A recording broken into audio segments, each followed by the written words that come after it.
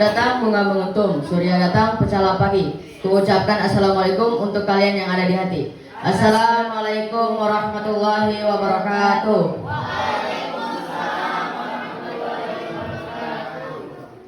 Alhamdulillahirabbil alamin wa bihi nasta'in ala umurid dunya waddin. Wassalatu wassalamu ala asrofil anbiya'i wal mursalin sayyidina wa maulana Muhammadin wa ala alihi washabbihi ajma'in. Amma ba'du.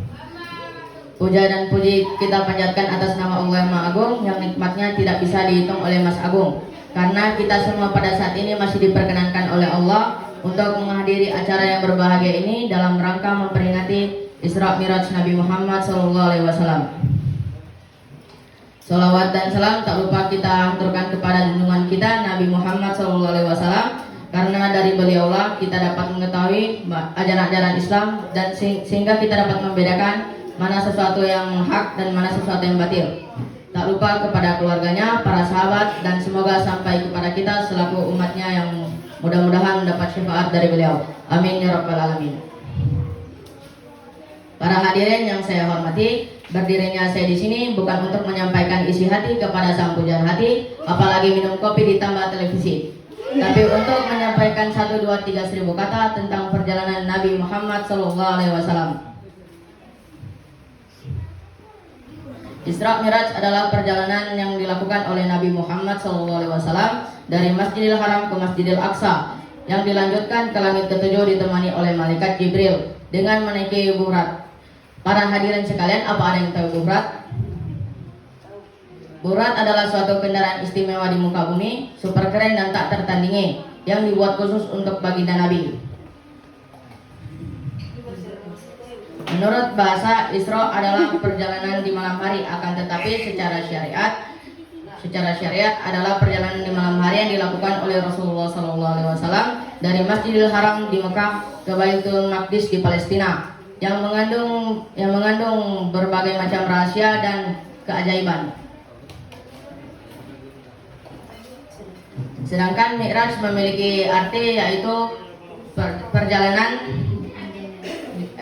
Mi'raj memiliki arti yaitu jenjang naik. Akan tetapi yang dimaksud ialah naiknya Rasulullah SAW dari Masjidil Aqsa di Baitul Maqdis menempuh angkasa luar, sehingga sampailah kepada suatu tempat yang sangat tinggi yang bernama Sidratul Muntaha. Suatu tempat yang tidak mungkin dicapai oleh manusia bagaimanapun canggihnya teknologi.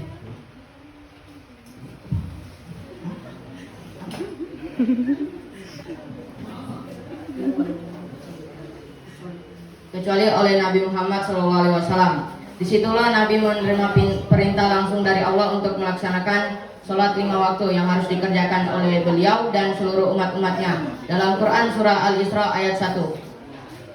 Subhanalladzi asra bil adli lailan minal masjidil harami illal masjidil aqsa allazi barakna haulahu linuriya min ayatina innahu huwas samiul basir. Maha suci Allah yang telah memperjalankan hambanya pada suatu malam dari Al-Masjidil Haram ke Al-Masjidil Aqsa, yang telah kami berkahi sekelilingnya, agar kami perlihatkan kepadanya sebagian dari tanda-tanda kebesaran kami. Sesungguhnya Dia adalah Maha mendengar lagi Maha mengetahui. Hadirin yang terhormat, zaman sekarang yang terjadi halal haram semua disikat, ibadah terasa berat, tak peduli pada akhirat. Ngakunya umat Muhammad, tapi banyak yang nekat rame-rame meninggalkan sholat. Nauzubillah min zalik. Hasil dari peristiwa Isra Miraj itu yaitu perintah sholat 5 waktu. Namun banyak dari kita yang merayakan Isra Miraj, tapi sholatnya masih bolong-bolong. Betul tidak? Nah, berarti kita tidak memaknai Isra Miraj dengan benar. Harusnya kita semakin giat dalam beribadah. Khususnya kita sebagai siswa harus lebih semangat dan terdepan dalam menjalankan agama ini, karena kita adalah pemuda generasi bangsa. Teman-teman, sudahkah kita sholat hari ini? Bagaimana mau segala hajat kita terkabul kalau perintah Allah saja kita abaikan?